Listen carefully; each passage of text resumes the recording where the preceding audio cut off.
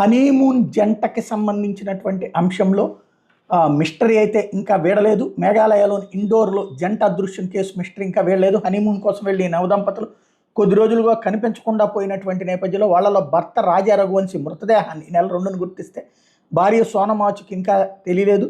తాజాగా వీళ్ళిద్దరికి సంబంధించిన మే 22 నాటి సీసీటీవీ ఫుటేజ్ బయటకు వచ్చింది. ఆ వీడియోలో ఆమె ధరించిన చొక్కానే ఆ తర్వాత ఆమె భర్త మృతదేహం దగ్గర గుర్తించారు. దీంతో మరిన్ని అనుమానాలకి తావిస్తోంది.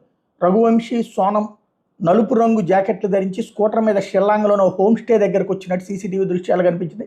అక్కడ గది అద్దెకి తీసుకుని కాసేపటికి అదే స్కూటర్ మీద బయటకు వెళ్ళడం రికార్డ్ అయింది. ఆ సమయంలో సోనం తెలుపు రంగు చొక్కాలో కనిపించారు. రఘువంశీ మృతదేహం పోహ్రాలోని ఓ జలపాతం సమీపంలో లోయలో గుర్తించినప్పుడు అక్కడే ఈ చొక్కా కూడా దొరికినట్టు పోలీసు వర్గాలు చెప్తున్నాయి. స్కూటర్ను కూడా ఘటనా స్థలానికి దగ్గరలోనే గుర్తించారు. మరోవైపు నవదంపతులు అదృశ్యమైన రోజున గత నెల 23 ఉదయం 10 గంటల సమయంలో వాళ్ళతో పాటు 3 వ్యక్తులు కనిపించారని టూరిస్ట్ గైడ్ ఒకళ్ళు పోలీసు